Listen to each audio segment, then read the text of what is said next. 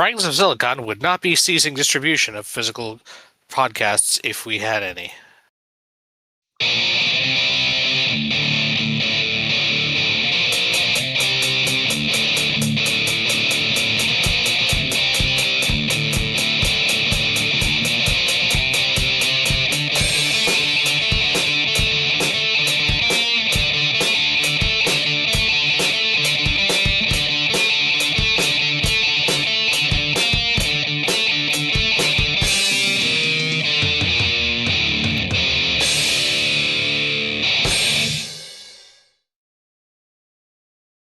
All right, welcome to another episode of Fragments of Silicon.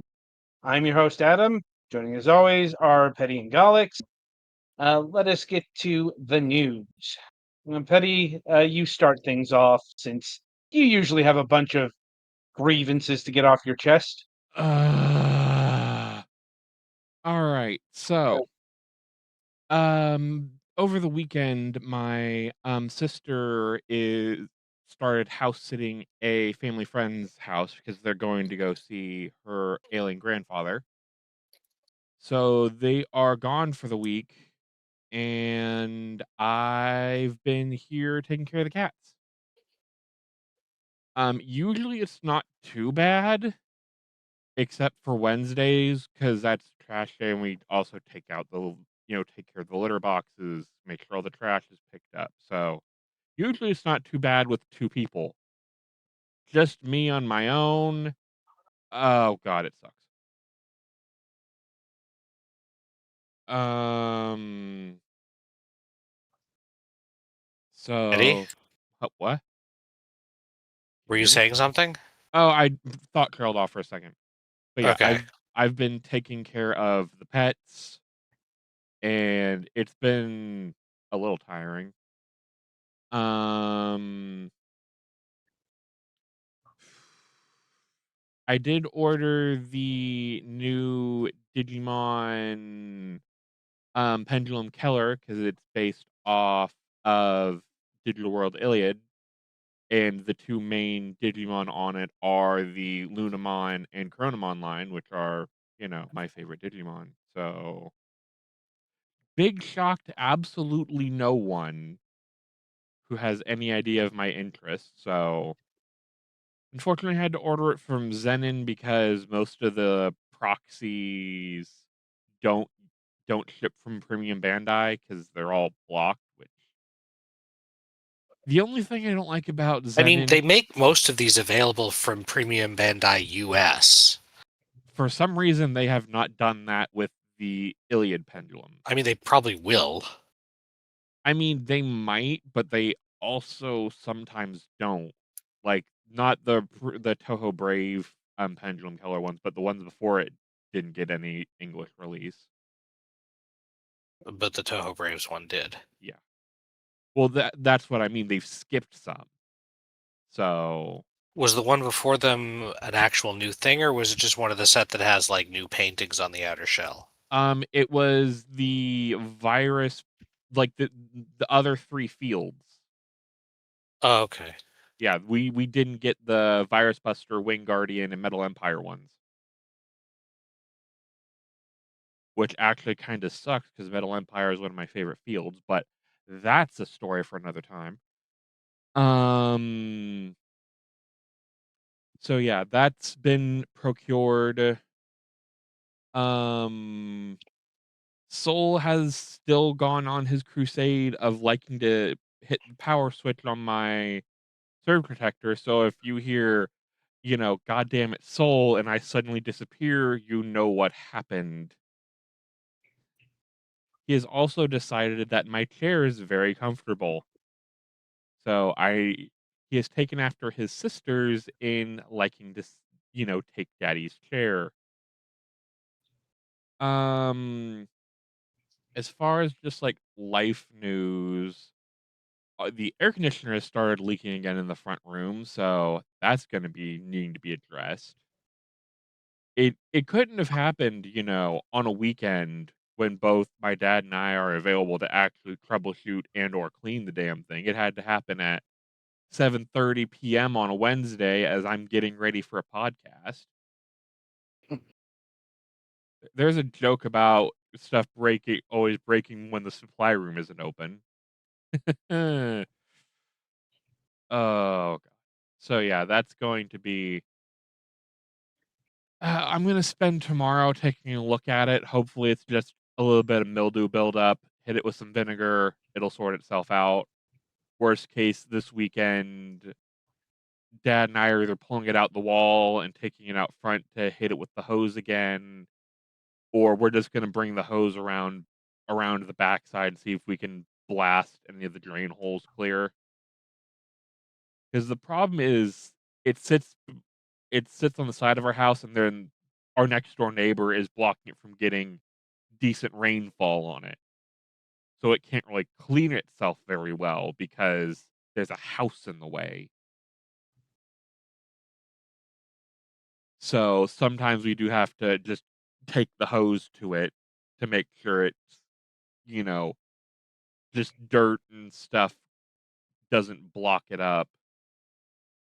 In gaming news, when I find some time, I've actually been playing a little bit of Sonic Crossworlds Racing or Sonic Racing Crossworlds. I forget what the actual title is. It's the new racing game because they've been having stuff for Sonic's 35th anniversary.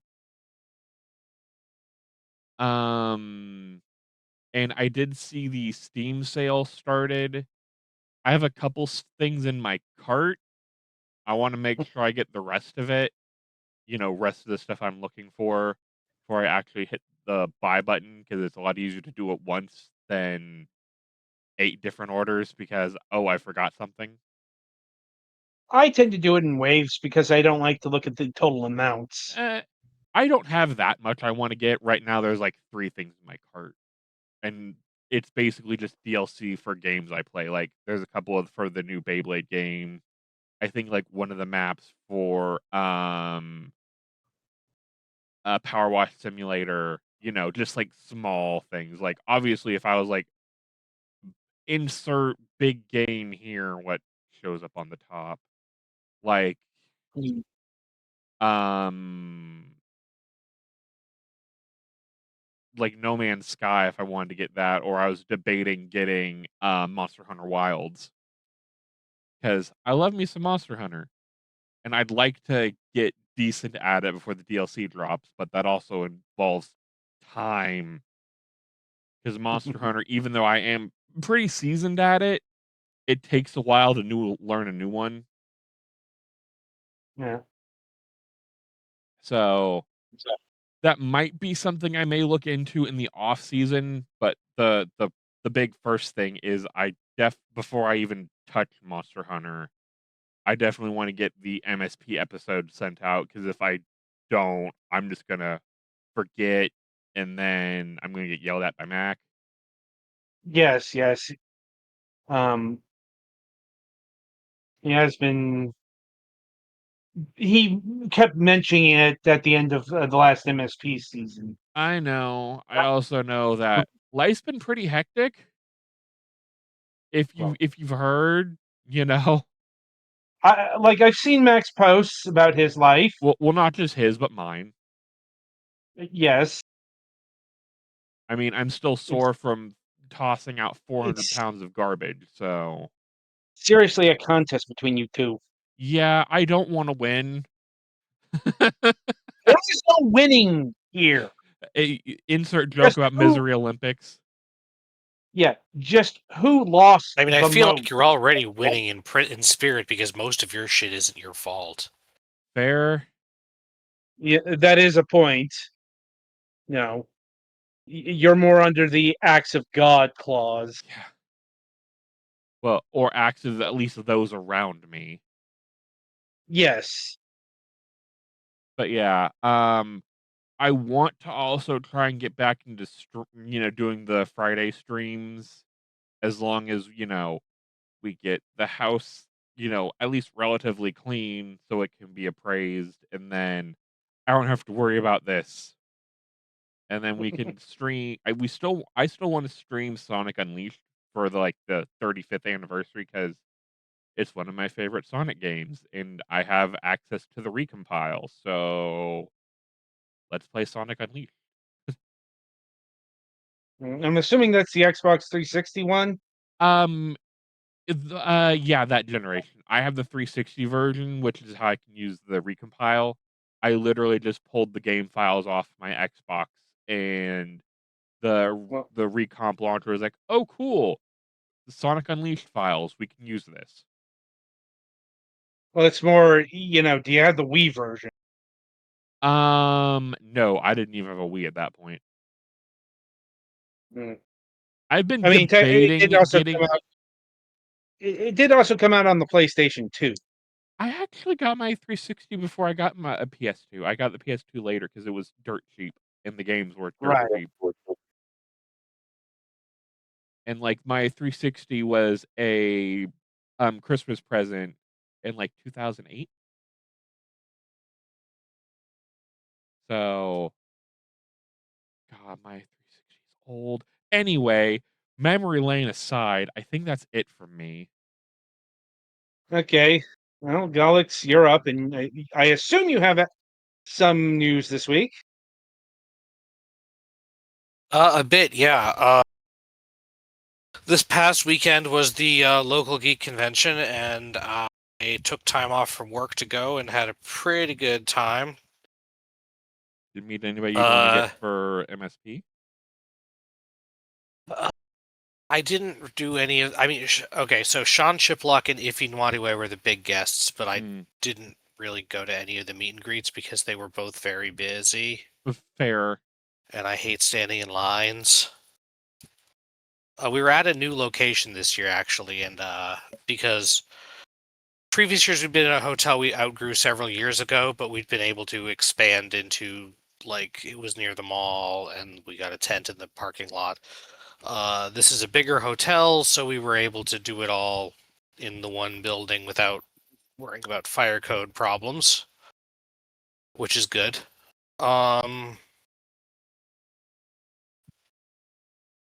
So thankfully I didn't spend an insane amount of money there, although I did spend a different bit. Get anything fun?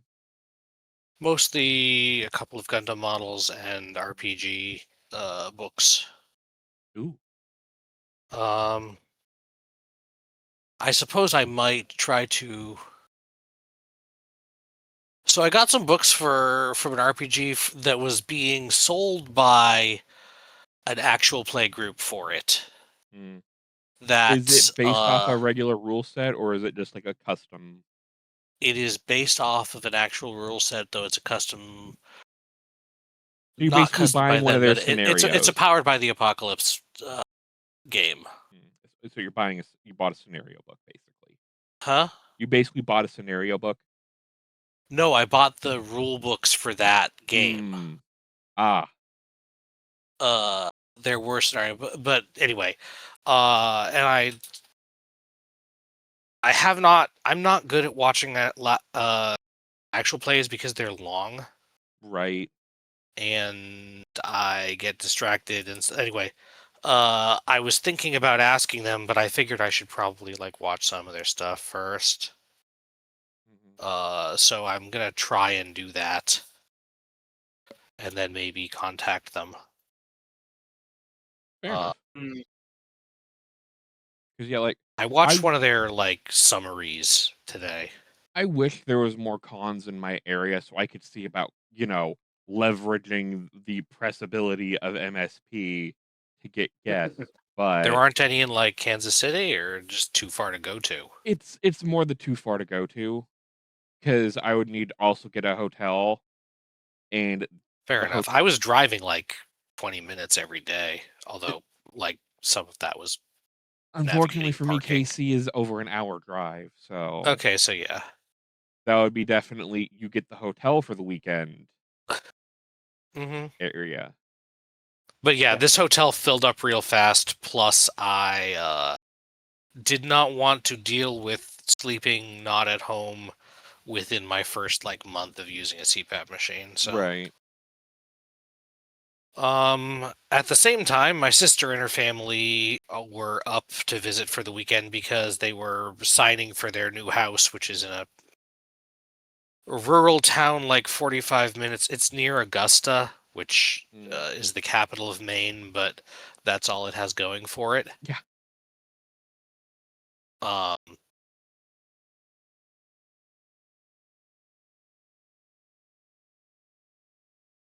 So yeah, they got to spend some time with the niece and nephew, although not as much as I would have liked to because I was, going to the convention, and hopefully, if everything goes well, they'll be up closer, so I'll be able to spend more time with them on a regular basis. Yeah, I was about to say, aren't they moving closer so you can just spend more time more often? Yeah.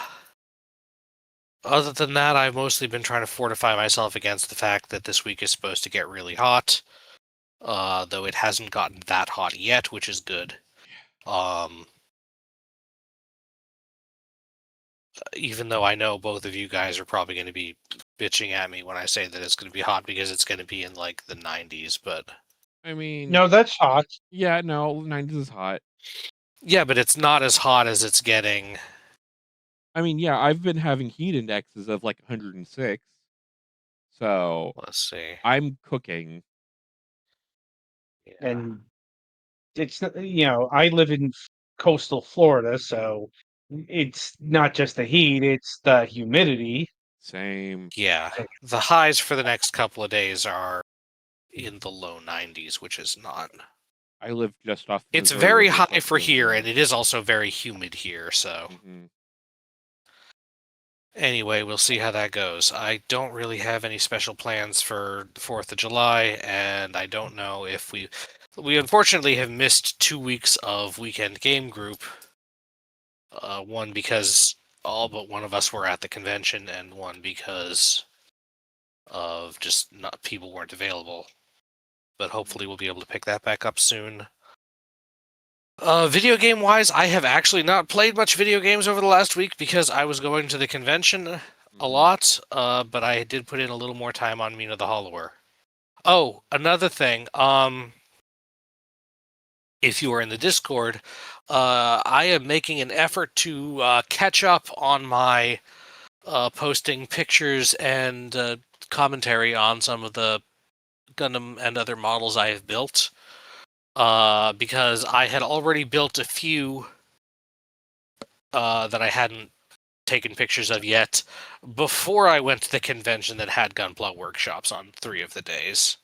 I do want to find my nippers and see about building my G-Quux, and in a couple weeks I should be getting my Barbatos Adept.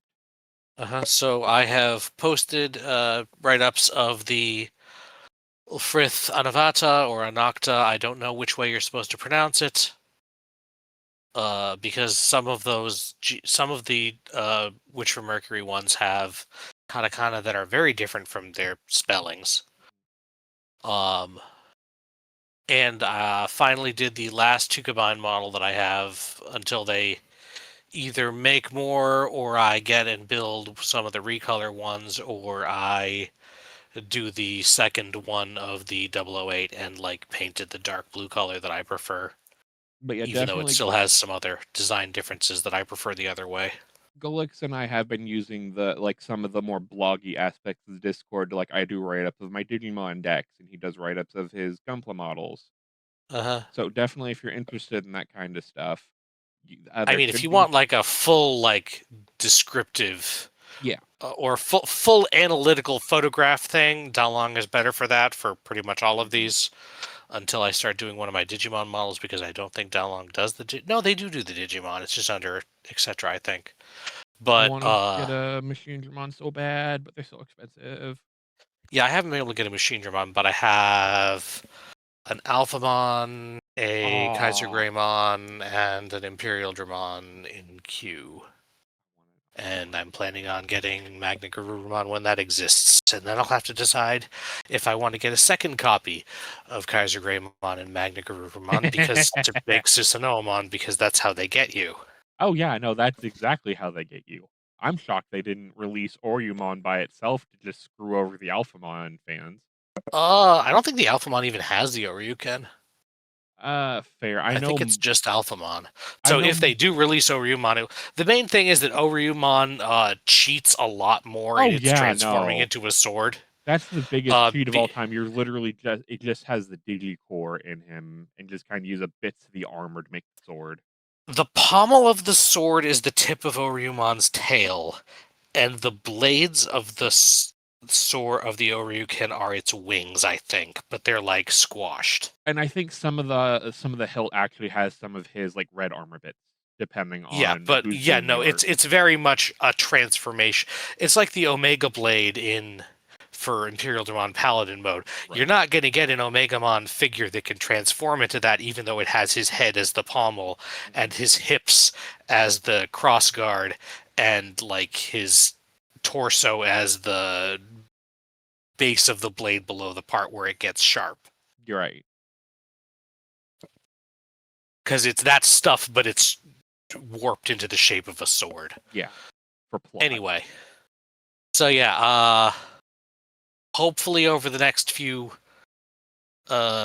next week or so I will be posting at least another summary or two, and I have to decide what I'm going to build next, because I have the next 3 kits I have to build are Dragonar 1 with Lifter, the Gundam Nyon, and Alphamon, but I have to decide which one I'm doing in which order. And I think that's about all I got. Okay then. Right, so it's my turn. Yeah, it's the quiet week because the kids are, not here. So, I am just enjoying that while I can. Well, I mean, come Friday, the cycle starts anew. Like, it's not helping that family dramatics are percolating over. Like, but it's like, hopefully that gets a bit depressurized. Let's say over the course of July. Like, Right. well, regardless, in terms of gaming, let's see, I finished up Tetris Forever. At least, I was about to say reading through all that. asterisk as you got bored with Tetris Forever. It's not so much. No, It's I not got through very all. forever, then, is it? Well, I got I'm through all the joking. material. Mm. It's more. I got tired of bulletproof Tetris. No, that's Because fair. yeah, because it's got like 8 versions of basically the same game on it. And yeah, I know there are arguments about Tetris being the same game, but it's like bulletproof Tetris has this really annoying, I don't know, feature. I don't think it's a bug. They intentionally did that where you can't spin the piece against the well wall, and Yep. I hate it. I hate it so much. Like it's one of those little things that was driving me crazy every time I encountered it in another bulletproof Tetris game. And like they absolutely blitzed the Nintendo systems of the '90s with Tetris. Oh yeah. And yeah, they had other things in them, but it's like most of that side content, like Bombtris and so on and so forth, is just like there's a much more interesting gulf between all of the bulletproof Tetris games and the Spectrum Holobyte Tetris game, which feel very, very different, and play kind of different. Like that being said, I am glad that Nintendo invented the soft draw, Oh yeah. or I guess bulletproof software. No, that's right. It's just the Famicom version of Tetris is utter garbage. Yeah, I can play it, but I would rather not.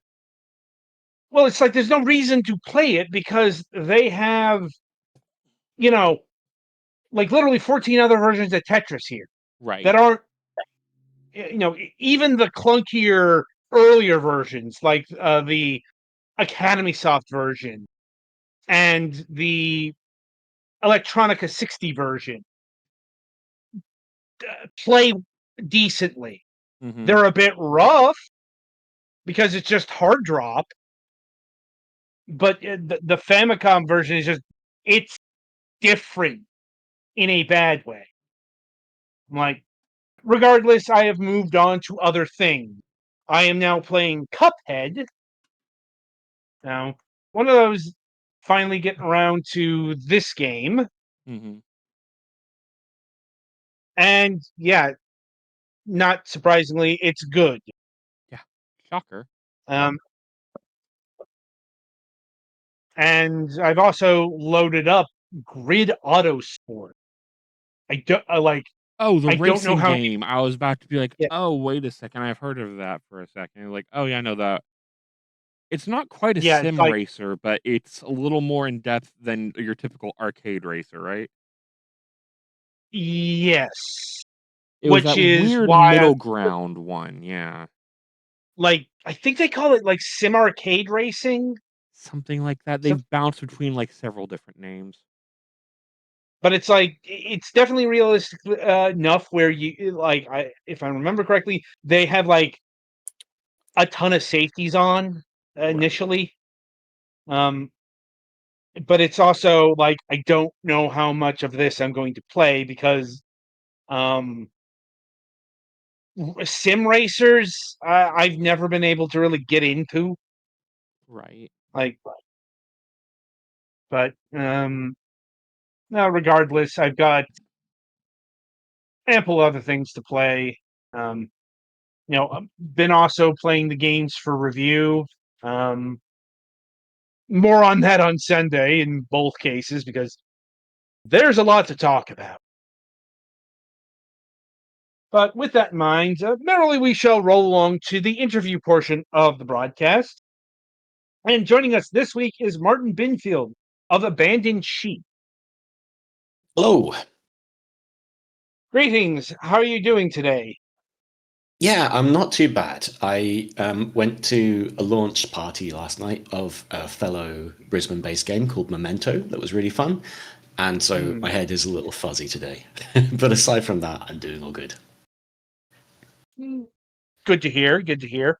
Right. How we like to get going with these proceedings is we like to get to know the people behind the games, the studio, and all of that sort of business. And we begin this journey by asking this particular question. What got you interested in video games, both on a personal and a professional level? Okay, let's delve into my past. So I'm one of the older game developer player kind of folks. I started off playing on a Spectrum 48K computer back in the UK. And I'm trying to think of like the earliest games I remember. I remember a game called Horace Goes Skiing, which is one of those like really classic games, but it's just basically a kind of Frogger ripoff. Lots of games on the Spectrum and like computers in general of that era felt like they were inspired by arcade games from Japan and things like that. So yeah, Horace Goes Skiing was essentially a kind of a Frogger and a skiing game combined. But yeah, that was one of the first games I remember like playing in and getting into. And Spectrum graphics were very like basic. They were like 8 color, I think, and very blocky. NES equivalent, probably a step down from the NES. I think yeah, like from that was when I first started playing games, and that really got me into the whole thing. And I've kind of followed through gaming mostly on computers. From the Spectrum, I went to an Amiga. And then from Amiga, I went to like PCs. I only really got into console games with the PlayStation 1, approximately, right at the end of its lifetime, and then PlayStation 2 from then. But I never had a Mega Drive or a Genesis or a Super Famicom or anything like that. So yeah, my kind of like video game tastes are much more like on the computer side from to begin with. And I think the thing that got me interested in making games was an Amiga game called Alien Breed. Because I remember when I was younger, working with a friend and like painting sprites of like level graphics and aliens and in deluxe paint on the Amiga with an appetite to make our own version of a kind of a top-down alien shooting game, and never got very far with it. But I think that was the first time I kind of really got the bug for game making. I followed that on from doing well in arts at school to doing a degree in computer animation. And after that, that was what got me into the industry. So I went straight from university to working at Sony Cambridge back in the UK. And then started working there in the year 2000 on a PlayStation 2 game called Ghost Hunter.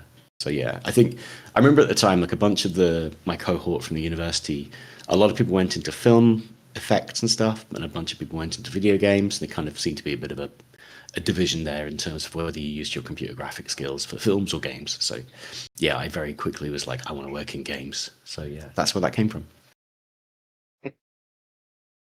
Okay. And shifting forward, at what point did you say you could, make a video game?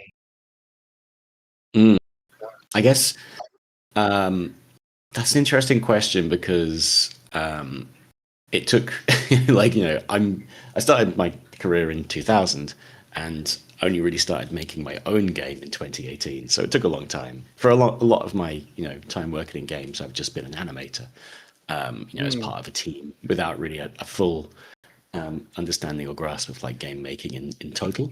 But yeah, I remember it was that mid 2010s gold rush era of people booting up Unity and making small indie games. That kind of got the bug then. I had a look into it, but didn't do anything fully with it until I started looking into making a prototype for a different game, not Schrodinger'sCatBurglar, but making a prototype for a game idea I had before that, which also didn't go anywhere, but kind of gave me the grounding to work on Project 2, as it were, or Cat Game, as we call it internally. So, I suppose it's worth asking, where did you work as an animator, in the larger games industry? For about 11 years, I think it was. I was at Sony Cambridge. They're no longer around. They transformed into Gorilla Cambridge, I think it was. They were like a satellite studio of Gorilla Games. Yeah, they turned into Gorilla Cambridge, and then Sony shut them down.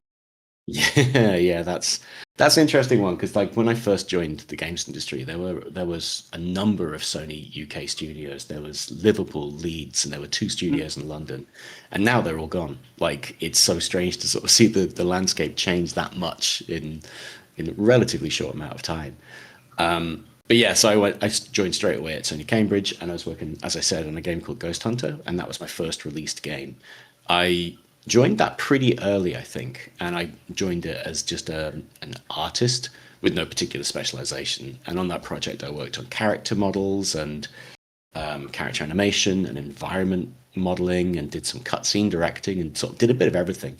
It was quite a young team, so everyone kind of like jumped around a bit to get things working. And the game isn't like, I don't think it was like fully successful, how it turned out, but I have a lot of affection for it. We had a lot of fun making it, and there's lots of like interesting character to it. And you can now play it on PS5 on the PlayStation Store. I revisited it recently and played it start to finish. It's very weird to go back, a quarter of a century and go, oh yeah, I see the mistakes we made and the bits that work really well and stuff. But yes, that was really fun to work on. I really cut my teeth animating on that. After that, I worked on a number of prototype concepts that all ultimately were shut and like didn't go any further. And then the next project after that, I think, was working on 24 the game, the PS2 game, which was being made by a different team, but members of our team went over to assist them on things like character modeling and cutscene directing and editing and things like that. So I did a bit of work on that. Then we helped out with Ninja Theory on Heavenly Sword. So I did a bunch of animation work there with a team of Sony animators working with the animators from Ninja Theory. And that really, I think that was a point when I really kind of like increased my animation interest and skill, because working with the animators at Ninja Theory, they were like such an accomplished bunch, and a lot of techniques from them, which really kind of changed how I viewed animation from that point forwards. So it was really good fun to work on as well. It was a interesting project to be doing something so combat heavy and things like that. Then I worked on a prototype, which was being made in Sony Cambridge, that was going to use the Move, the kind of the Sony's version of the Nintendo Wii controller, which was looking promising. It was kind of interesting. It was based around a kind of zero-G mechanic where you had one-to-one control of like an astronaut floating in space. So we did a bunch of work on like the movements and stuff. The Move, from what I remember, was a more refined version of the Wiimote. It's just it ran into the problem of that's all it was. Yeah. There was not that one more thing that it did like above the Wiimote. Yeah. Yeah. It's arguable that like the novelty was what made the Wii work, and Sony tried to do what the Wii did, but with extra fidelity, and it turned out that that was needless. Like people didn't want that extra fidelity. It didn't offer anything, and so it's interesting. Although it did have a second leg of life with the VR system, where it was used as a controller then, which is kind of interesting. Yeah. But sorry, go ahead. Yeah, I mean, fair play to the Kinect. It was something that had novelty on its side. That's about it as far as video games, but it was a thing that we hadn't seen before. Yeah, absolutely. That's interesting as well. Just like the applications for the Kinect using its depth sensors being outside of games being so fascinating, like for rudimentary motion capture and things, but it's like just not for games. It turns out it was really good for measuring bone density. Oh wow! Like medically? The thing is, my surgeon actually used something like that when they were measuring the bone density of my knee. Wow. Yeah, the Kinect actually infrared. Yeah, Huh. Go ahead. Fair enough. No. Someone talk about the Kinect. Yeah. Anyway, so at what point did you leave Sony, let's say? So it wasn't long after that space project was stopped. The team I was on were also stopped, so I was made redundant at that point.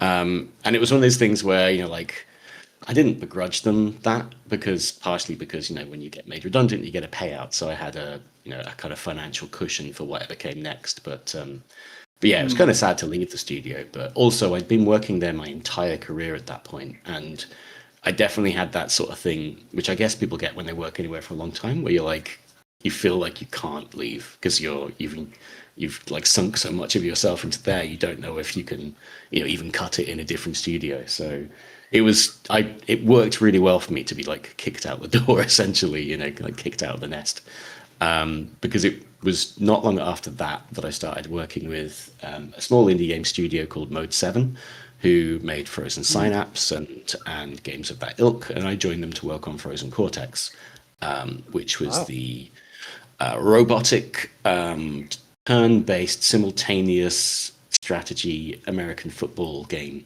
I think I remember this. It made my head hurt.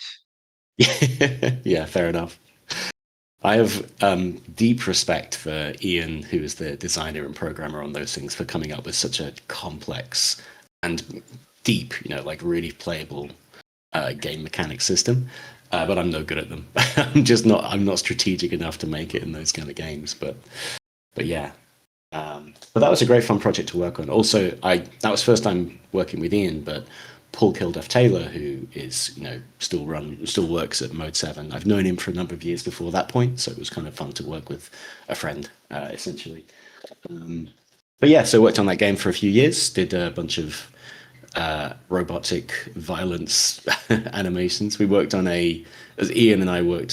He did the scripting for it, but on a kind of deterministic animation system to do a smooth playback of a very linear turn So like, you would map out the robots moving with like, points and straight lines, but the animation system would have them curving and banking around corners as they run, accelerating and decelerating and stuff like that. So it was a really interesting technical challenge as well as an artistic challenge. Yeah, so it was good fun. But then when the game came out, I moved on to working at, I think at that point, that was when I joined Jagex. So that's another Cambridge-based studio who you've probably heard of the game they make called RuneScape. That's the one. Yeah. So I joined them, but I didn't actually work on RuneScape. I was working on the concept team for what was going to be the successor to RuneScape. I think that has actually recently come out. Is it called Dragon Wilds or? Yeah, Dragonland? it's RuneScape Dragon Wilds. They've been advertising it all over the place. Yeah. So I worked there from 2015 to 2018, and I worked on 3 different concepts, none of which were that one. So I think they had other concepts after I left before they got Dragon Wilds to come together. But yeah, it was kind of nice at that point because I'd gone from a big studio with Sony to working from my bedroom with Mode 7 to then being back into a big studio for Jagex. So it's kind of like nice to have a bit of a grass is greener thing, jumping from side to side. And yeah, we were a small team in a big studio. I think there's like 300 people there or so, but we were a team of about 15, if that. Well, maybe like yeah, there are less. 300 people there, but like 280 of them work on RuneScape. Yes, and yeah, not only that. I think there's like 100 of them are just like moderation staff or like the business side, not the development side. So yeah, I'm it's not very exactly strange. joking fully when I say that. Yeah, I mean, yeah. Well, not only RuneScape, but RuneScape old school as well. Yeah. They kind of like they've got 2 different kinds of RuneScape going along. So yeah, fascinating place. But yeah, I really enjoyed working there as well. It was a great studio, and yeah, I left that studio in 2018 because I moved to Australia to be with my wife, who was my fiance at the time, and that was the point when. I was like, okay, I'm going to move to an entirely different continent. I don't have any work lined up. So I'm going to quit this job, go into nothing. What am I going to do? And it was at that point that I kind of started to look into working on a pet project, a kind of a hobby project just to keep myself busy while I looked for work. And that was what became Schrodinger'sCatBurglar. Okay. And for the uninitiated, what is Schrodinger's cat burglar? That's a good question, and I really should have nailed down the quick and easy way to like describe the game. It's essentially Portal meets Stray is probably a good way to describe it. It's one of your classic Portal-esque puzzle games where you have a unique mechanic and you have a series of puzzles to work through. The unique mechanic in this case is that you are a cat who has the ability of superposition. So you can be in more than one place at once. You can be in 2 places at once. You can split the cat and you can control both versions of this cat at the same time. Orange version is on the left stick, blue cat is on the right stick. And you can accomplish 2 different things at once. So, if there's buttons that require simultaneous pressing, you can have both cats present at the same time. And this is true as long as there is not an observer, because the game obeys the Copenhagen interpretation of the uncertainty principle, I think is technically what it is. In that when you introduce an observer to the system, the superposition will collapse to the point where the entity was observed at. So essentially for us, that basically means when one cat is observed, the other cat becomes theoretical and becomes purple and wibbly. And we use that purple and wibbly state to act basically like a quantum ghost. So you can go through doors and you won't get spotted by like security systems, but you can't interact with things. Observer not counting the player, of course. Well, indeed. I mean, later in the game, you get a point where the other things in the world can get split as well, and the player character does not count as an observer of those things. And we just kind of paper over it by saying, well, if you're quantum, then you probably it's a different thing. But yes, yeah, we didn't. The world camera being an observer of the cat never Like it didn't feel like that was going to be right for this game, so we didn't go down that route. You don't observe mittens, as it were. Yeah, it's an important factor in actual quantum mechanics theorizing, but understandably not used for gameplay purposes, because otherwise you could only play the game with the screen off. Well, I did see that there was a demo that came out recently that does actually use, it's a first person game, but it uses the concept of if you don't see something, it doesn't exist. So you can walk backwards through a door because you're not looking at it, so it doesn't exist. But then when you've gone through it, you're seeing it, so it exists again. So it's very much that Weeping Angels thing from Doctor Who. Like, that was just gaming on 8-bit platform. You know, Well, most of them If made it you- so you can't go backwards, but yeah. Yeah. Yeah, I was chatting with another developer a while back and about the game idea when it was in its infancy, and they were taking a very mobile game view of it, and they were like, "Oh, you could be looking at your phone screen, and then when you turn your phone over, you're not looking at it anymore, and that affects or doesn't affect things." And it's like, yeah, there's a lot of, I think there's a lot you can do with this kind of quantum mechanic idea, and yeah, I very quickly settled on you're in two places and one of you becomes a ghost. It was like that felt like that was going to be enough to like play around with. And yeah, the other half of the game mechanics, I think, these aren't necessarily mechanics, but being a cat lets you do all sorts of cat things. So you can jump on desks, and if there's stuff on the desks, you knock it out of the way, and you can meow because we've got a meow button because everyone demands a meow button if you have a cat in your game. And there's a bunch of animations you can do, such as licking your own bum and things like that. And yeah, you can put hats on the cat, and we've got collectibles you can find, and you can go and spend them in shops. So it's kind of like partly strict puzzle game and partly kind of cat simulator, with a bit of a interesting story in there. I think, judging by how people have reacted to the game, I think people aren't expecting that the game is going to be as long as it is. It can take more than 10 hours to get through, and B, that the story goes to interesting places. I think people don't expect it to have that kind of depth. I mean, that might be on the art style here, because how do I put this? It's kind of a cartoony looking game. Mm-hmm. Like, as opposed to, you mentioned Stray, which is a much more quote unquote realistic sci-fi looking thing. Mm. Yeah, we definitely, when we were looking into like the character and getting the model correct, the expressiveness of the face was something that I was kind of really keen to like make elevated or heightened. I kind of like all the actual cat movement animation stuff. I'm also the animator of the project as well as being the designer and the coder. And it was like, yeah, I want this cat to move like a cat, but I also want it to just like have big eyes, and like it can smile and it can frown and like do kind of quite human expressions, and finding that kind of middle ground between anatomical correctness and cartoony. Yeah, I think we landed somewhere pretty good. Like the head is way too big, but it kind of still feels just about right for the size of the model.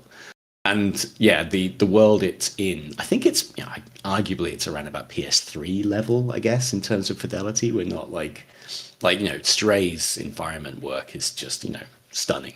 I think we're a step back from that in terms of like our fidelity or stylings. But yeah, I think it kind of it comes to a nice kind of balance that does give the game a relatively cartoony feel. Graphic novel is kind of where I feel like more comic book than cartoon. I don't know if that makes a difference, but yeah, something around there. And I'm assuming you picked the cat because the concept of Schrodinger's cat. Not at all. This is the weird anecdote I've told a couple of times, but the initial idea for the game was it was going to be about two burglars who had been quantum entangled, and there was no cat in it whatsoever. But the game concept I'd started working on that I mentioned, that was like, before I started working on this concept, that one featured a number of different animals, and I hadn't done any character modeling for ages, so I did like a very quick, rough model of a cat to put in the game alongside the dog and like all this sort of things, just get going on that stuff.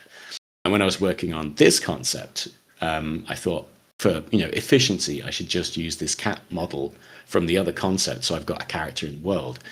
And then it was that point it just hit me that obviously a cat and a quantum thing is a Schrodinger cat thing, and that it should be that. Like, it was not an intentional thing.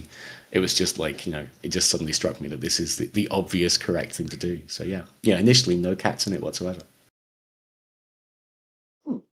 Well, I guess it worked out in the end, or something to that effect.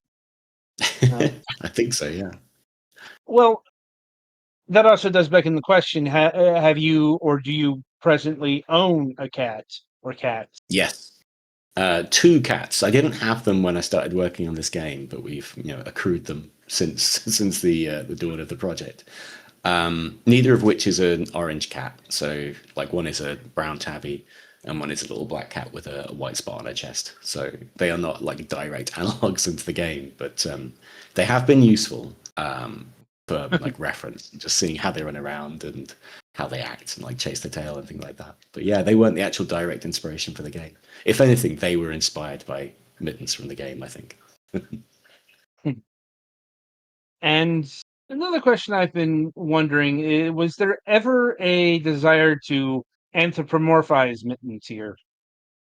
That initial cat model, which I'm going to call Fat Mittens, because she was a very, very low poly, very stylized, and also I'm not a very good modeler, so very bad looking character model, was anthropomorphized. She was like, standing in a T pose, human upright kind of thing. Right.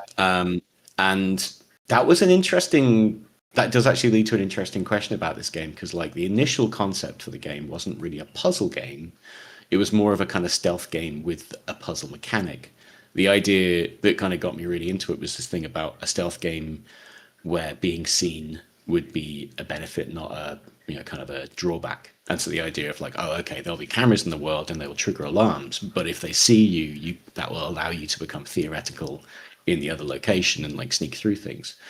So it was like that went away because I think the development requirements for stealth games is so large. There's like AI and pathfinding and stuff like that, and also the gameplay of like these sort of games are so much based around that loop of like waiting for alarms to cool down, and that just didn't feel like the right direction for the game at the end. But during that phase, when I was trying to work out what the character of the game was, what it was going to be with this, what it was going to do with this quantum mechanic, I did wonder about like whether you are a cat in a human world and you're a special cat who can talk and things like this, or if you're a cat in an animal world and it's just like you're essentially a normal burglar sneaking into facilities that are manned by animals, as it were. And yeah, so I think like had we gone down an anthropomorphized route, that would only have made sense if everything in the world was also feline or animal. And I like the idea that you were a literal cat burglar. And, if anyone saw a cat sneaking in somewhere, they'd be like, it's just a cat. That's clearly not any kind of threat. So you had that extra arrow to your bow or string to your bow that you were the least suspicious looking entity in a place because you're a kind of a cat. And who would suspect a cat of stealing illicit data? So never actually went down that route of making them anthropomorphized. Kind of kept it very much a normal cat with the ability to talk, essentially. Although I don't think she actually talks like a human understandable language. There's a point in the game, not to get into spoilers, but you do actually converse with a human, but it's through a computer system. So in my head canon is that like there's a kind of translation from Mittens' meows into English and back and forth. But yeah, that kind of. Yeah, I think I can see where the logic lies here. And like, what is the motivation of Mittens? Like, why is a cat stealing data? Like, what is the value here? What is Mittens hoping to ultimately accomplish? Yeah, there's a short-term and a long-term answer to that. The short-term answer is that there was a whistleblower in this facility who sent a message to Mittens and Susan to like ask them to investigate, and that's why she's like literally in the facility, is because someone called out. But why that person needed to call out in the first place? We kind of gloss over that narratively. We don't. I haven't really. I've kind of got a head canon for this sort of thing, but it's not really in the text.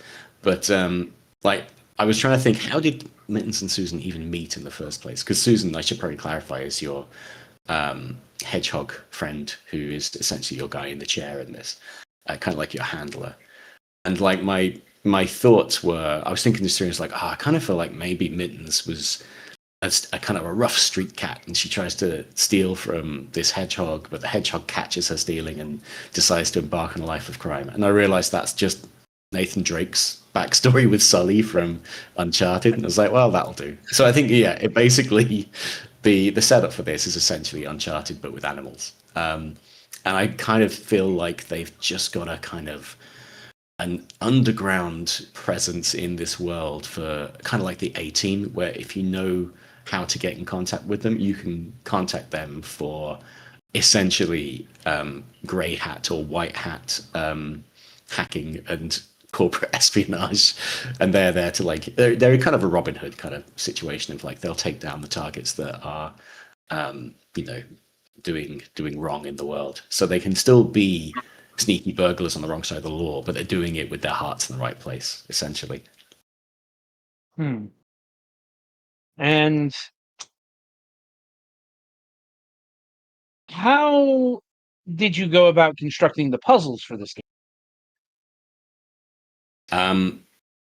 Tough. That was a tough one, really, to like kind of try and nail down. I think that's where that initial idea of the game being more of a stealth game than a puzzle game was, because you can kind of just go, okay, encounters and stealth, you can just, you can make them more complex as you go by just introducing stricter time down, like countdowns or more guards. So like my initial thought was just to have that kind of approach, but not being a very good programmer made me move away from that and look into doing like puzzle situations. And that was when I really had to like sit down and think, right, what is what are the catches, what is the kind of like the challenge in this situation, which took a while to kind of like land on. There's a puzzle in the game that you come across in like the first area really, and it's called There and Back Again. And the idea behind this one is that like it's trying to force into the player the understanding of this thing in the game called Heisenberg energy. And Heisenberg energy is our made up stuff that essentially limits how far you can move as a player, because if you are able to become theoretical and you can go through doors, then we can't lock a door to stop you leaving an area. So we invented this thing called Heisenberg energy, which won't let you pass unless you are fused. So you can only get through a shut door with a Heisenberg field on it if that door opens, right? You can't go through when theoretical. So in this puzzle, you are confronted with a field, which is Heisenberg energy, and so you have to go through it when fused. When you get to the other side of it, there's a pressure pad that turns that field off. So now you can split and send the cat back through, keeping one half of the cat on the pressure pad to keep the field down, to before the field, and then you can stand that cat on the pressure pad there, which then opens a door, and so that cat can then go forward. And it kind of is, it was that thing of like working out what kind of obstacles to put there to make you think about the power set that you have and what your power set even is, because like from the off, just being in two places at once doesn't really give you much to play with. It's just like you can press two buttons at once, that's it. So you've got timing puzzles to worry about. So when working, and another, I should probably bring this up as well, is the idea that a really core concept for this game that I think is once you get it in your head, it makes a lot more sense of the whole world, is that you aren't two cats, you are one cat in two places. And when I was like working on how the splitting and the fusing mechanic worked, we knew we wanted to have items like key cards or heavy objects, because that's what you need for puzzles. And looking into that, I had this thing of like, well, okay, what if you pick up an item and then you split the cat? What happens then? Does only one of them get it? What if you pick up, and it was like, obviously they should both have it because they're both the same cat. So it extended from there into, well, if you pick up an item and you're split, does that mean the other cat gets it as well? I guess it does. And that suddenly became a mechanic in itself of like, this now means that you can teleport items immediately from like one cat to another. So like that was like, on the one hand, there was a whole bunch of stuff that intrinsically came out of being in two places at once that I wasn't expecting, like item sharing and things like that. But the other side of that was that we needed to just come up with mechanics that really kind of moved that concept, made the most of that being in two places at one concept. For a while, we were relatively limited on mechanics, and the wisdom in game design is always, do what you can with the simplest systems. Make as many puzzles as you can with like adding nothing else to the pot, which we tried to do, and we kind of hit a wall relatively quickly in terms of what was available. So it's like, well, it's probably time to think about adding in new mechanics. And then that brought up the idea of, well, what can you do when you're in two places? What a core thing in this game is that whatever happens to one cat happens to the other one as well. So, if you pick up an item, the other cat has that item as well. What else can we do with that? And that brought us, we did a whole bunch of like blue sky thinking about it and trying to think of different things. Like, oh, you could have one cat get wet and then the other cat could shake off and, leave like spray water around. Like, can we do anything with that? And ultimately we went, probably not. That doesn't give us a huge amount to do. We had puddles of ink, and if one cat stands in the puddle, the other cat can leave footprints, and those footprints can lead Roombas around so they can follow you. But another big thing was like power sharing. So like we have exposed power cells, and if you touch one of those with one cat and then touch another with the other cat, you transfer the power between them. And all this sort of stuff it all comes down to the idea that you are the same cat, you just happen to be in two different places, so we can have like instantaneous connections and things like that. But yeah, like designing those puzzles, it was a real tricky balance of like, you need to just like do what you can with what you intrinsically have, and then try and work out the very light, like the most juice you can get from introducing a new wrinkle to it. If you're bringing in a new mechanic, you got to make sure it's like, it works out and gives you a lot of like possibilities from that point on. Sounds rather intricate. Yeah.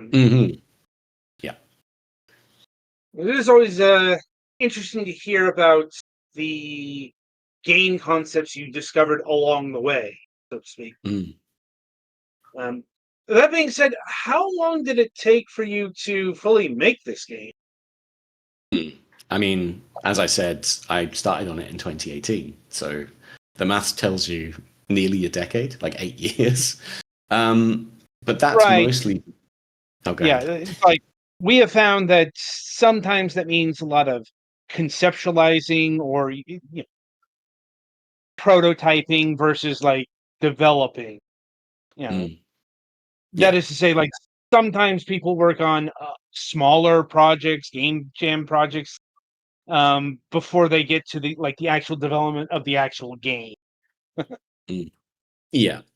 With this one, I did work on it solo for a number of years, and it was at a background project kind of thing. I was doing 3 days a week animation for other games, and then meant to be 2, but actually 4 days a week working on this as like a hobby project.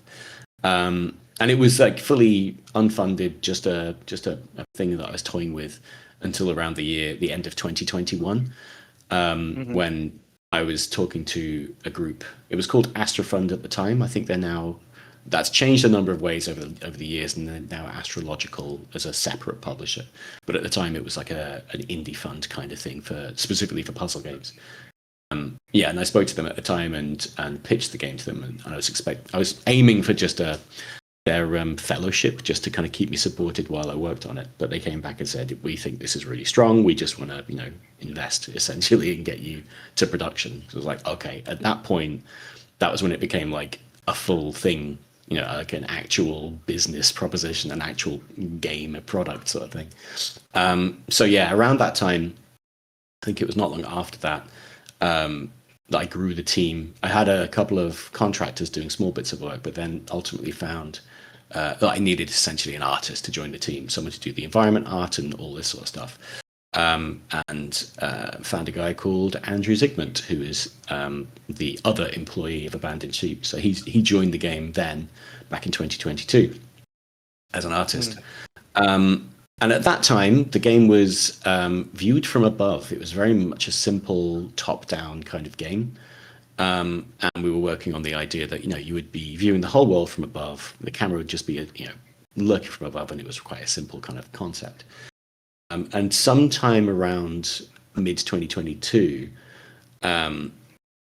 I can't remember who suggested it, but somebody suggested, what would it be like if it was a third-person chase camera game, and the camera was right behind the cat as you run through the world. So I gave it a quick go, put in the third-person camera system, and the game felt so good to just be a cat running around. Like, we had jumping on desks and things like this, and just the camera being down there. I mean, you've played Stray, so essentially it was like a rudimentary version of that, and you know how compelling it is to be, a cat simulator kind of thing. So that was when version 2 of the game kind of started, and going from top down into like that kind of view, like everything basically needed to be kind of like reconsidered. Flat worlds were just not interesting enough when you can have that kind of viewpoint. You needed to have ups and downs, so like a lot of layouts and puzzles mostly could stay the same, but the layouts were kind of like reworked and rethought. And the game felt really good, but it only really felt really good from the point of view of being a cat, and all the quantum stuff kind of hit a wall. We had this thing where, when you split, you would control one cat, and then you would press the swap button to go and control the other cat, and the camera would just lurp over and like be following behind the other cat now. And that was the only way we could really make a third-person game work from a single-player point of view. We didn't want to look into like split screen stuff, for like supporting co-op, because I wanted to make the co-op and the single player mode essentially transparent. It would just be, the game would be the same. So we didn't want to do like a split screen single player, because I can't even imagine how that would work. So we kind of came up with like a kind of a weird ad hoc situation where when you were in puzzles, you could press the change camera button, and the camera would go from being chased behind the cat to above, looking down like a top-down camera. So then you can control both cats again with like left stick for one, right stick for the other. And then if you press change camera, it'd go back to third person. And now the right stick was the camera control. And it all felt bad. Like it kind of felt like fine moment to moment, but it really kind of like broke the core concept and the execution of the game. And just, it was something we just kept trying to work on.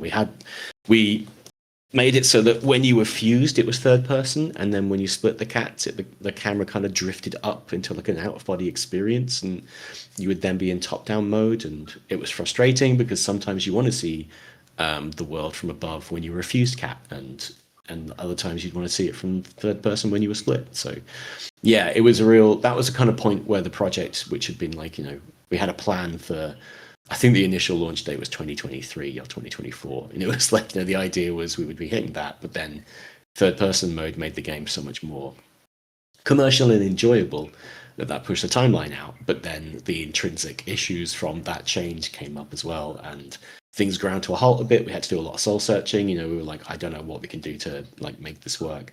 And I think it was around the end of 2023.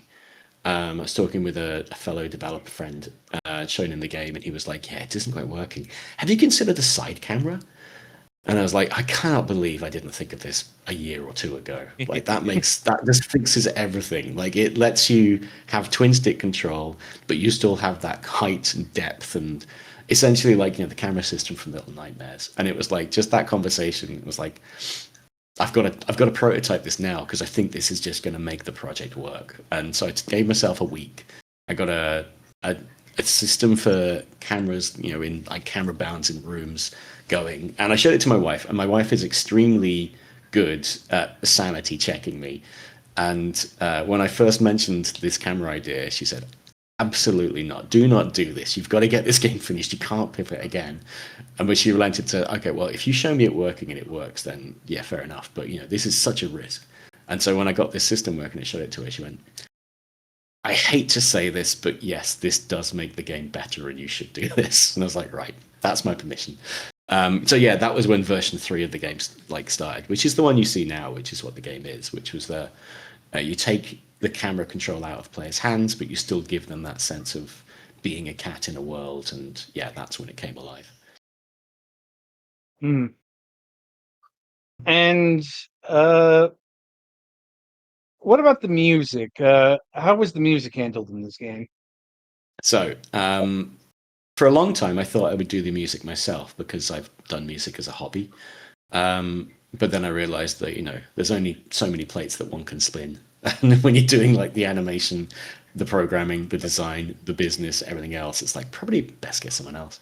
And the composer for the game, Ollie Horton, also known as Dreamtrack, I've known him for years as well. And the same way that I knew Paul Kilduff Taylor, same route, in fact, same group of friends. But yeah, I checked in with him and said, "Hey, I'm working on a game. Do you think you might want to do the soundtrack?" And he was like, "Yes, I'd love to." And so essentially, that's how that worked. I checked in with him. He did. I kind of commissioned a main theme for the game to see how things would go, and he knocked it out of the park with the bombastic James Bond-esque theme that we've got for the game now. It's like, okay, cool, you're in. And so I was talking with him back when it was in third person mode as well. So the game changed a lot under his feet.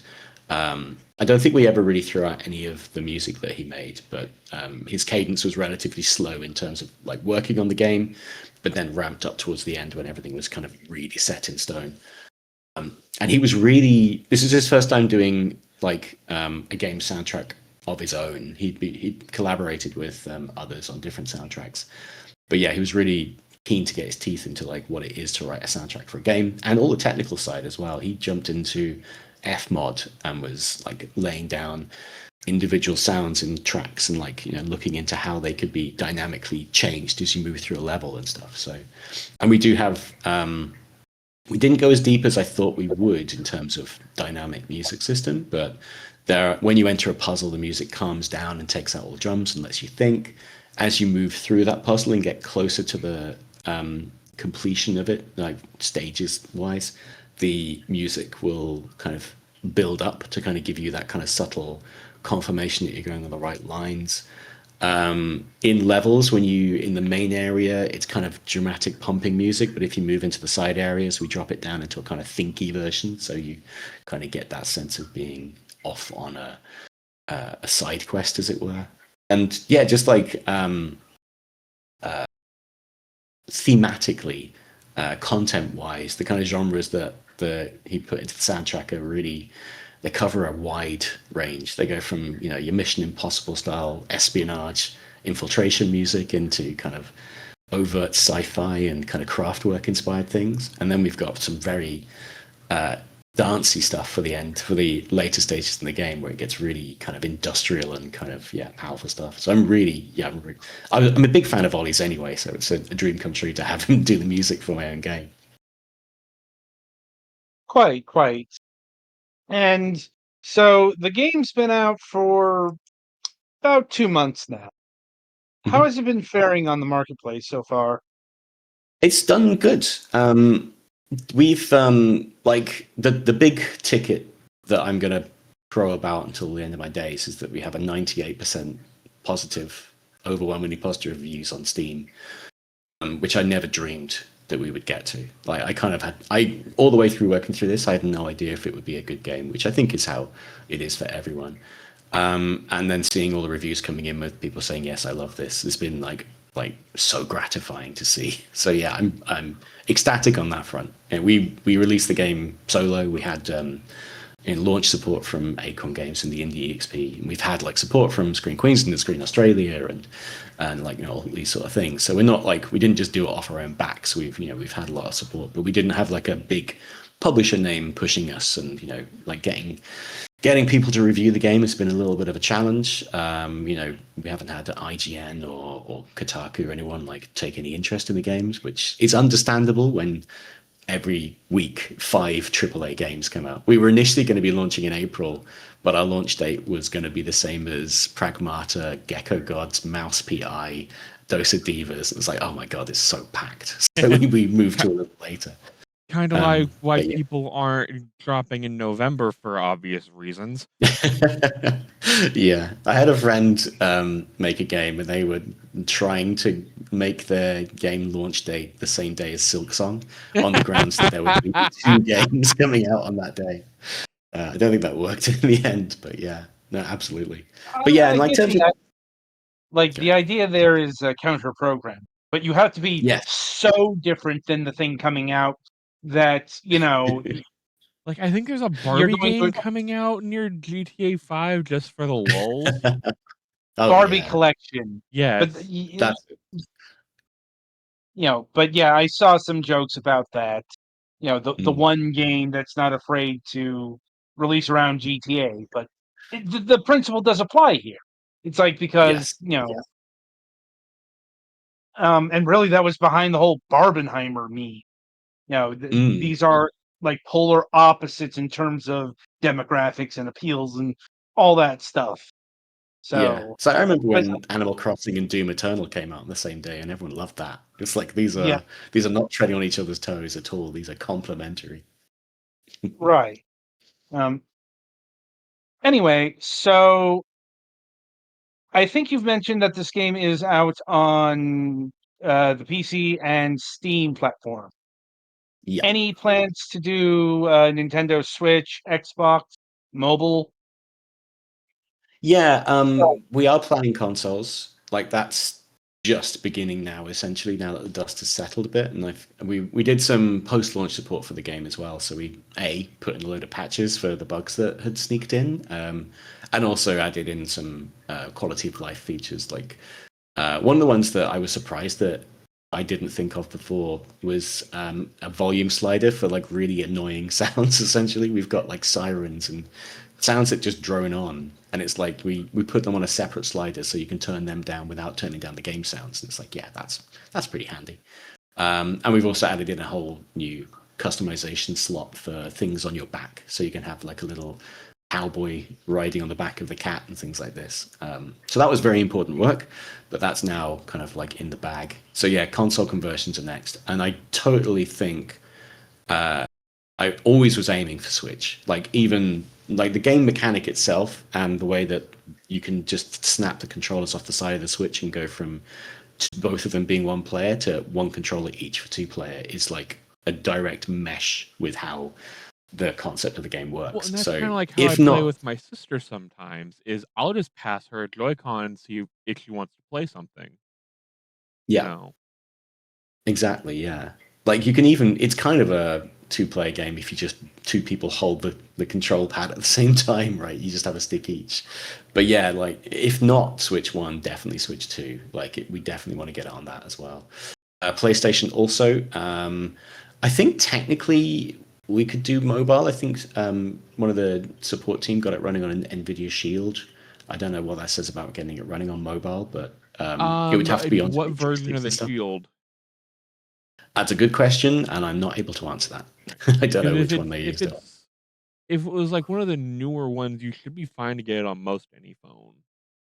Yeah. If I it's mean, the older honestly, one, you may run into problems with just incompatible Android versions. If they yeah. have to develop Yeah. I around mean, that.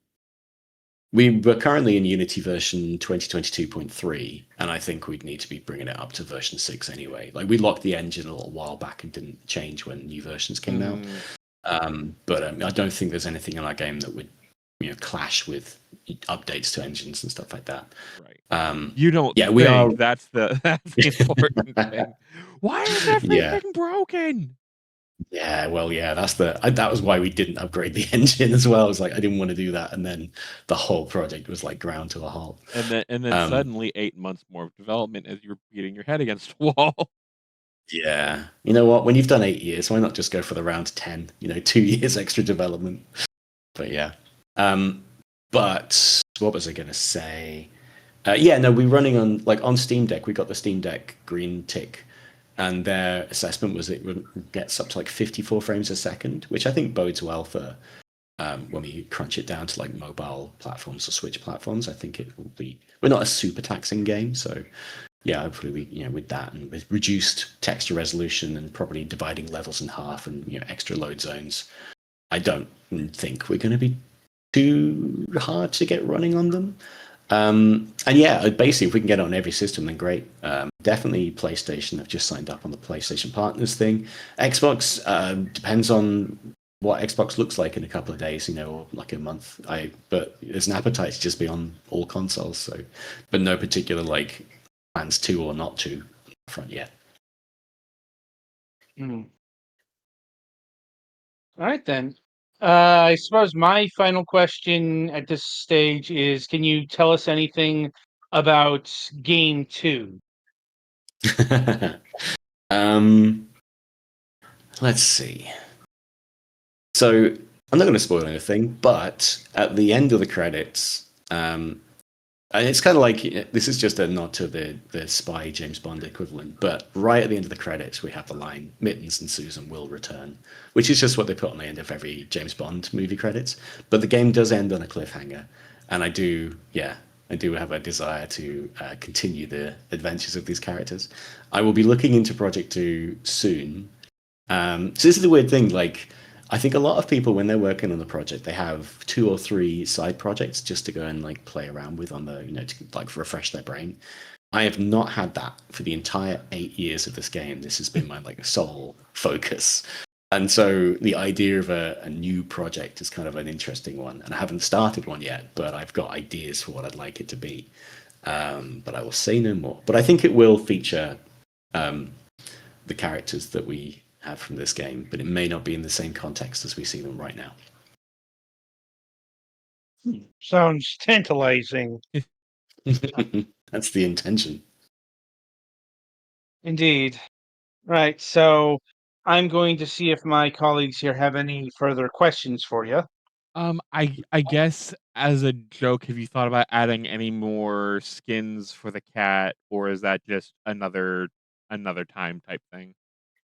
Oh, I mean, that's not a joke. That's a very serious part of the game production, right? That was kind of one of those things that I underestimated how important it was to have character expression for players. So we the initially just ultimate got want for probably most players is probably, hey, can I make one that looks like my cat? Yeah, because like that game Little Kitty Big City, which has been out for a while now, but they post-launch added in a cat skin painter system, like a whole, design your own cat skins. And I don't think we'll go to that depth, but yeah, we're definitely always on the lookout for new skins. I don't think we've got full coverage of all breeds of cat. We just added in Abyssinian just recently in the latest patch, but I think we've got a few more that we could roll in there as well. So we've kind of just got a vague. Every time we think of a stupid hat, we just added in a hat which is a cardboard box, which is very much a Metal Gear Solid reference. Oh yeah, and like various hats is probably one of the easiest things you can just slap on the model and it don't give it collision, and your Bob's your uncle basically. Pretty much, yeah. Like of the back category, like I think the first one that Ziggy made, because he's been doing the model list for these, was like a shark's fin. This is the idea of being like running around. We also got a fishing rod with a cat treat dangling in front of the cat, like you're being led along. So there's lots of scope for just stupid things like that. So yeah, never say never on that front. Always happy to add more. Fair enough. I think that's it from me. I think I'm good. I mostly popped in with the comment I had, so. All right, then.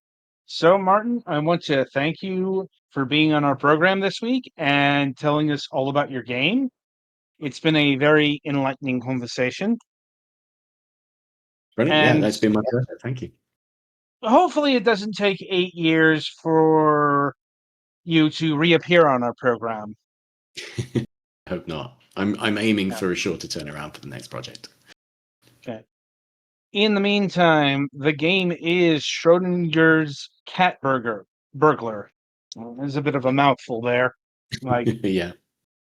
Anyway, the game is available now on Steam and is currently retailing for $20 USD, but is on sale right now for $15.99, so $16. So be sure to go and pick it up today. Right, Petty, play us. Petty, play us to the next segment.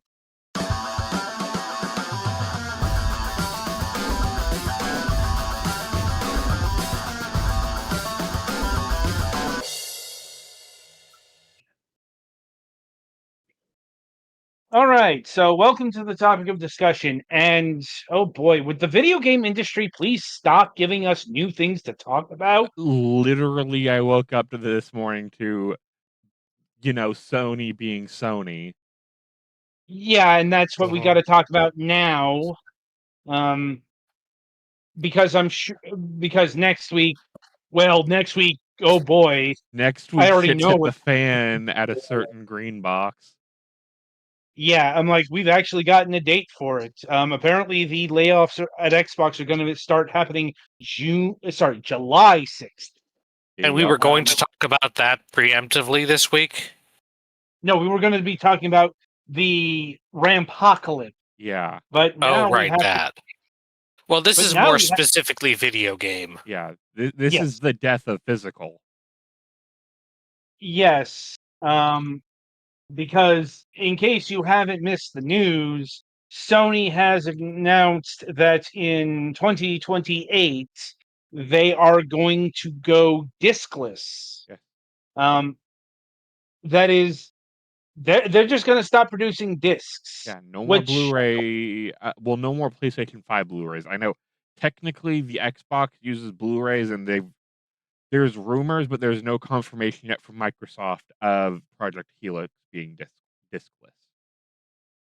right, but but Microsoft has really stopped doing disc-based software. Like, it's really nominal. Um, really only for the big hits. Yeah. Um, and even Nintendo, we're living in the age of game key cards. Well, part of the issue with Um, Nintendo is they've not made a bigger flash cart for the Switch 2. I think that has changed. Like, I've heard that they actually have now. That was S- just the last assumption. I have not heard the new carts were available yet. I just heard they were basically still running on Switch 1 capacities, and some of the Switch 2 games are too big for Switch 1 capacity. it wasn't Switch 1 capacities. It was, like either really small or really large game cart. But like I said, like apparently other sizes have become available. At least this is what I've heard. But so we have basically arrived at the future that was predicted about 20, maybe 25 years ago, when digital distribution was really first taking off. Because I do remember conversations about digital distribution in the 2000s saying that the eventual endpoint would be where we are now. And it would take about as long as predicted, because I heard, like, eventually Sony is going to be phasing out the retailer, phasing out discs, controlling everything themselves, but it's going to take 20 years. Lo and behold, it's been 20 to 25 years since those conversations were first happening, and that is what has transpired. So you Also, didn't. the other of course the other concern is that once your games are digital only, they can do what your games what they've done with digital purchases of movies on their services when Of they run note, out of a license or something. yeah, of note, last week 500 over 500 paid for movies were removed from people's libraries and no refunds were given. Right. Which is why, or at least one of the reasons why people are in a bit of an uproar, at least on the internet. Mm-hmm. The thing is, I'm not sure how much the online whining and bickering is actually going to affect things. Because here's the ugly truth. Like, Sony's move here is not being done nonsensically. Yeah. Because Like, we don't have access to what their physical sales are. They're not going to tell us how many discs no, they're selling per month. but it's also, as much as all of the caterwauling wishes it were, you know, we have been moving towards an all digital future. Well, since the advent of like the Xbox Live Arcade and the initial version of Steam and all of those Yeah, things. since they broke the original limits on the live arcade and gave us Xbox Yeah. on demand, Yes. the floodgates have opened. Digital Yeah. distribution is coming. Well, it's not. It's coming. It's here, Yeah. and you But know, for in then, you know, yeah, 15 years ago when they broke the limits on that. and we've seen ever more signs of its impending takeover Mhm. from you know from Microsoft, not producing physical versions of their games. Well, Small, even not even just that, when the original like concept of the Xbox One that they got raked over the coals for. that was a bit different I know it. because people Yeah. but no, I have to address this because people are conflating that with what's going on now. No, like what Microsoft was doing was online always DRM. Like the thing that, like, yes, digital only stuff was part of it, but it was also, remember, part of the trend at the time was online authenticating. Mhm. Like that was a really popular thing around that time because you know like that was around the time when the video game retailers were really showing their ass in terms of used games. That was Right. the time when we had fucking online multiplayer purchases.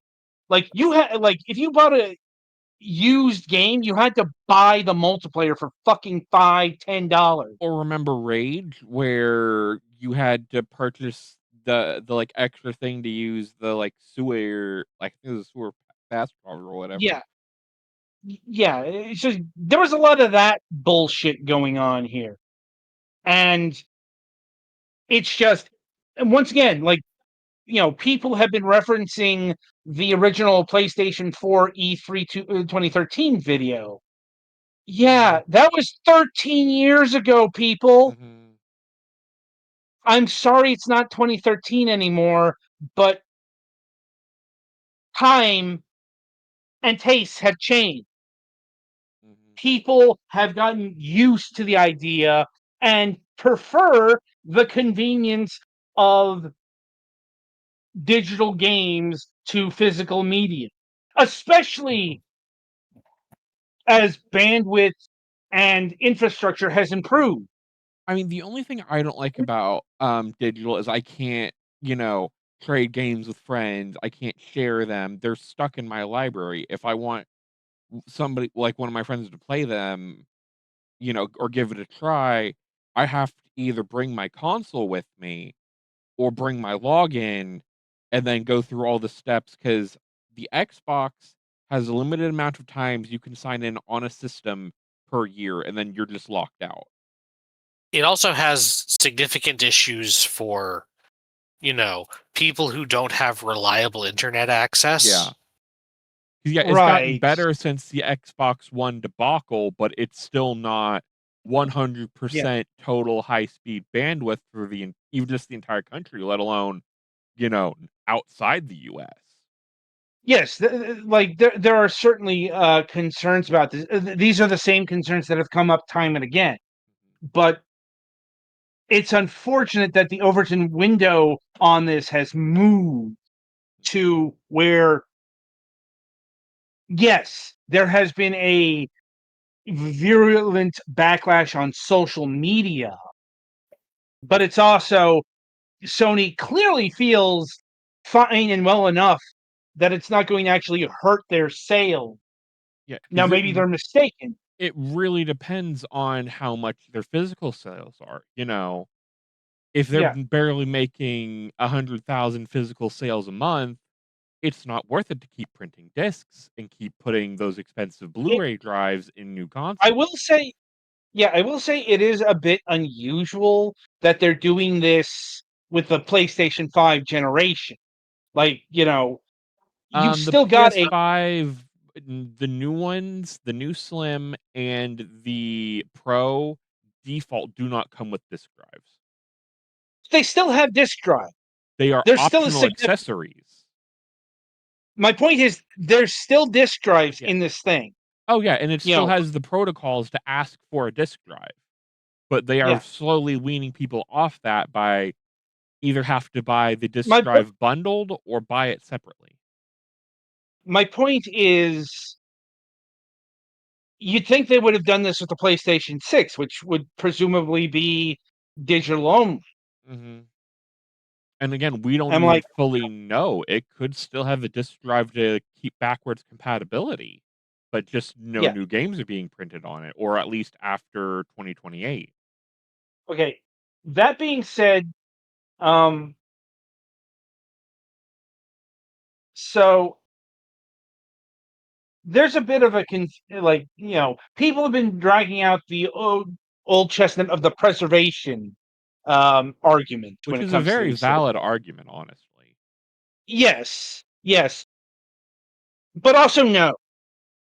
And I've talked about this before because, like, there's a difference between actual preservation and accessibility. Mhm.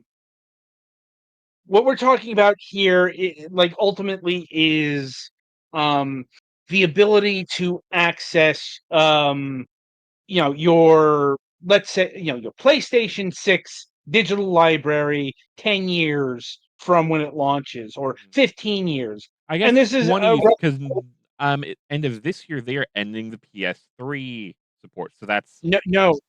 that's incorrect. End of August. Oh shit, I need to get a new hard drive then. I thought it was the end of this year. Fuck. Yeah, no, I saw, like, apparently in August they are discontinuing the PlayStation 3 and PlayStation Vita store, Well, that ups that which, time frame. yeah, um, which, like, has seen a smaller venting and concentration, mainly because we were talking about the PlayStation Yeah. 3. Well, like the Um, original time they killed the Vita stores, games were in active development. Now I don't think right. anything is in active development anymore. No, like, nobody's published a game on the PlayStation 3 or the PlayStation Vita in eon. In fact, from what I've heard, what I've seen on, like, YouTube, accessing, like, the PlayStation 3 store is a chore and a half. Oh yeah, it Not just always because, has been. well, not just because, it was on, hardware that is now literally 20 years old. Um, yeah, we'll do the retrospective in, like, September or something, or like November, whenever it launched. Right. Right. But um, it's also, Sony has been, like, doing the bare minimum of maintenance. Oh yeah, no, Like, it's a server sitting in a closet somewhere. yeah, and those still cost maintenance fee. Yeah. So, like, yes, we've reached that stage of inevitability where, yeah, The the cost to keep it on PlayStation, is not worth the what they're yeah, making from it, so it is time for death. yes. But I'm like, I will actually say fair play to Sony for keeping the PlayStation 3 and PlayStation Vita stores around for a lot longer than they were planning. Um, And is it yes, it just is the unfortunate. similar to like the Xbox where you just can't purchase stuff, or is it just total store, download your shit now or you're never getting it? I don't know. Like, I don't know. I don't think I have to anyone assume it's knows. the latter one. Yeah. Like, Well, because like but I can't buy stuff on my 360, but I can still go to my download history and still download my games at least for now. Mhm. but yeah. But getting back to what I was saying, there is a difference between literal preservation of media and excessive old software. Mhm. I'm like, preserving means actually doing that. Like, you're gathering up the source code, um, up to, like, the physical media, stuff that you would put in the museum or on the Internet Archive. Right. I'm like, that is preservation. Some may call it piracy as well. So be it. I'm like, but, you know, losing access to the PlayStation 3 store doesn't necessarily save pain. Anyone remember that game from the PlayStation 3? I don't remember offhand. I'm like, look, there are a lot of PlayStation 3 games I could bring up. Oh yeah, there's like that were 3 digital. Dot Game Hero that's been trapped on the PS3. It's been trapped on the PS3, but that's a Blu-ray game. I'm talking something more like The Puppeteer, That which was a PSN Avatar thing, like PS Home. Blast Chamber, Blue Point's first game. Right. That was a digital-only release. My question here is, has that been preserved, or is that in danger of being Lost media or whatnot. potentially lost media? But once again, like, I'm presuming that it may have been preserved via piracy. Yeah. Like, spoiler alert, that's how like all of the Wii digital software was saved.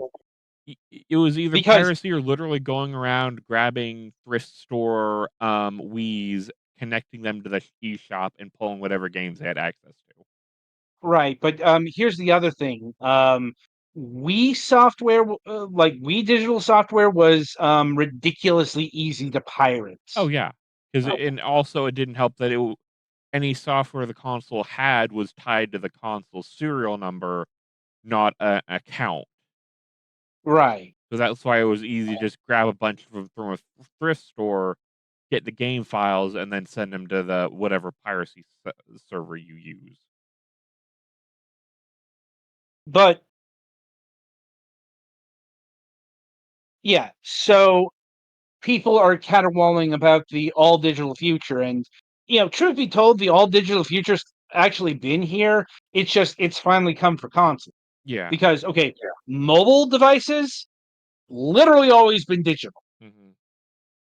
Like, especially with how games are updated on mobile, like there is so much mobile stuff that has actually become lost media because it just disappeared and Like I nobody was mentioning noticed. in the interview, there's been, OS version changes that make some of these software incompatible with previous versions of Android, iOS.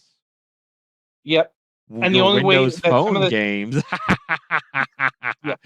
well, those may not have that problem. Because I don't think Windows Phone has been updated in Well, no, but however long it's been. the store's been dead for a decade. Right, but it still comes back to the same thing. Like some of these games or some of these versions have only been preserved on era-specific hardware. Mm-hmm. It was downloaded to an iPhone 4, an iPhone 3, a fucking Java phone. Mm-hmm. Yeah, I think there's still sometimes you can get the app file into iTunes. Right. Even if you don't have the era appropriate device, but you can't run it on anything modern because OS incompatibilities. Yeah. So the PC is actually a fairly different conversation to everything else out here. And that is because the PC is still an open platform. Oh yeah. And not just that, PC moved to digital well before a console. Oh Like, yeah. I think the PC software became 95% digital about 10 years ago. Yeah. Like maybe a bit more, but somewhere around the 2010. But that's because the convenience factor just hit so much earlier. In fact, I think once again,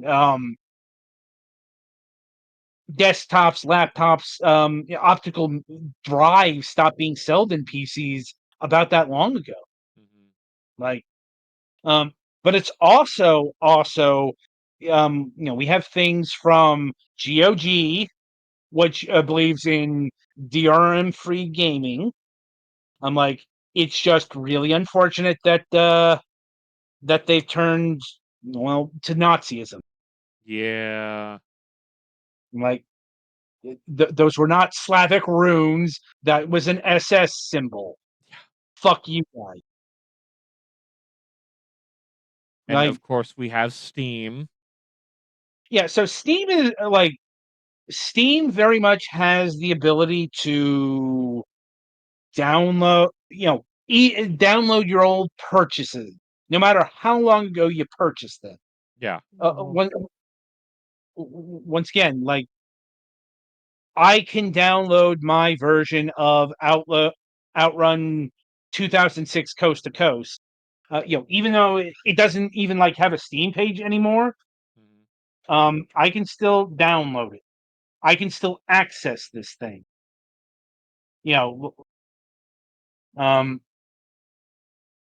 So if you buy a game on Steam, it is safe because I do not, at least in terms of like purchasing, like the big problem with like PC games, it's the ability to play it at all. The whole "don't stop killing games" initiative. Stuff like The Crew and Darksport and Or so even on and just so. like software not being able to run on the hardware anymore. Yeah. I have a few games that needed a thing that AMD processors had called like 3D Draw or something like that. That extension is no longer used, so I can't play those anymore unless I download the files to an edited version of Steam and run it on an older machine. But you can still do that. I mean, PC gaming people are, if nothing else, obstinate when it We are comes to this very stuff. crazy motherfuckers. Like, look, there's the PC gaming wiki, which gives you all sorts of fixes and things to get old games running on new hardware. And I mentioned it before, but there's the Internet Archive, which is preserving games out there, both old and not so old. So preservation, it concerns me less than control. Because with the advent of digital-only games, and Sony, I cannot believe I have to say this, but Sony does not have any libertarian principles backing.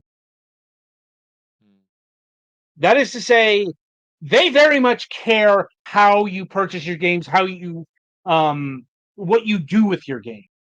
Right. Mm-hmm. Look at the Silent or the PT trailer. Yes. They literally have actual blocks where you can't play it on updated versions of even the PS4. Yes. So that's the big problem. And honestly, that might find them in some legal trouble. Because I don't know if you guys remember when they were being sued for anti-competitiveness, and their whole way out of it is, oh, you can just buy physical from wherever you want. If physical goes away, they don't have that. They don't have that safeguard anymore. I saw that come up today, and yeah, it may come up again. Like, especially since, gamers will act like gamers here. But in this case, I suppose that is laudatory and not derogatory. Well, Once again, it it's feels weird entirely to say justified if you only can get the games from one place and right. And once again, this doesn't happen on the PC because no matter what idiots on Blue Sky say, Steam is not a monopoly. Yeah. Like, it's a hegemony. Yeah, you can load, you can put games that you bought otherwise into your Steam loader and load them through Steam, and you can load the games you have through Steam without Steam. Or at and least also, some of them. there's nothing stopping from the other launchers to be as decent as Steam. They just don't want to. Yeah, And once again, Steam is not the only storefront on the PC. In fact, it is one of many. Yeah.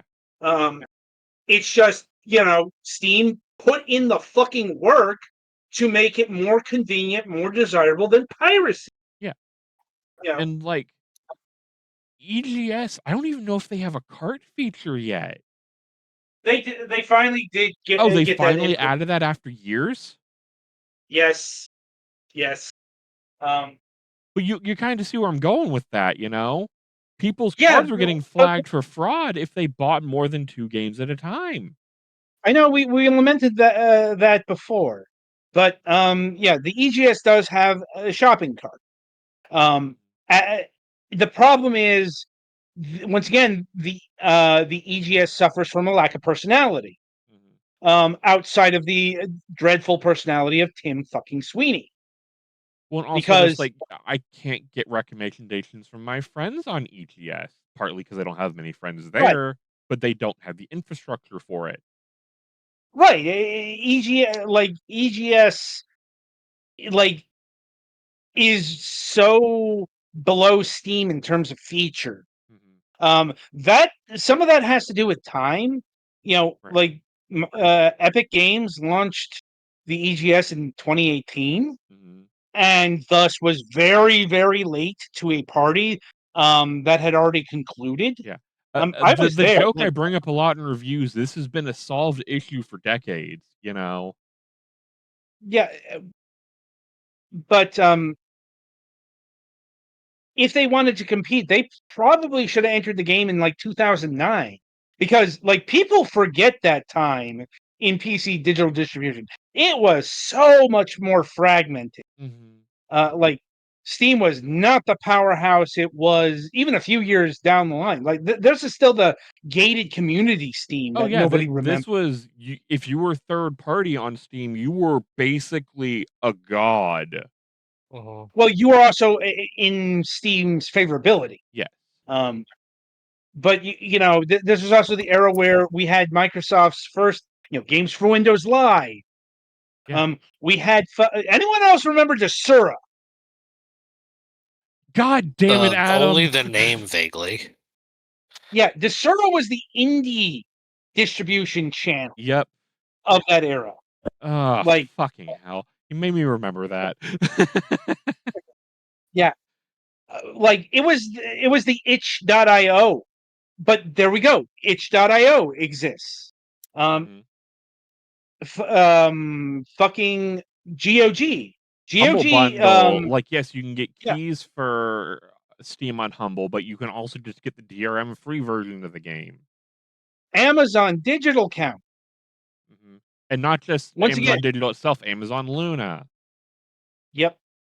Once again, yes, they don't have I understand that if you put a game out on a PC and it's not on Steam, then it might be as well be invisible.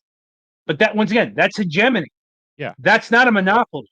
Yeah. Like, That's just because because they're not people prefer a platform. it's also it's also Steam does not use its position to influence, to close things off. Then there would be an actual argument. Right. I suppose there is an if I recall correctly, I think the Wolfire lawsuit still is ongoing, but I haven't heard anything on that in ages. Mm. But right now, nobody really considers Steam to be a monopoly. Right. For various reasons. Well, I mean, there are people who And still do, but that's just because they're pulling for another platform. right. Because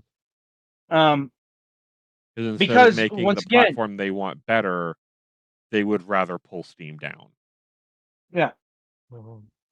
Because once again, now, yeah, not every Steam game is able to be played everywhere. Some of that is down to there are quite a few games that use the internal DRM, Steamworks. Right.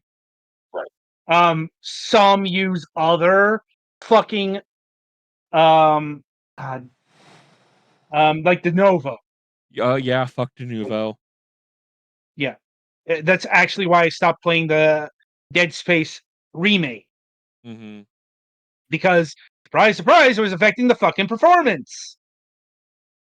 You know, the thing That about is the thing Denuvo I is, also didn't like about it when I was playing Time Stranger, because I did have massive performance dips. yeah, I'm like, stop using Denuvo. But it hard sales. Go fuck yourself. Yeah, I'm like, usually the good thing about Denuvo is it vanishes after a couple years, because you know the publisher thinks they've made the majority of their sales, so it's no longer worth paying Denuvo Also, it's been fees. cracked by then anyway. Right. Yeah, That's probably the bigger thing, is it's been cracked. yeah.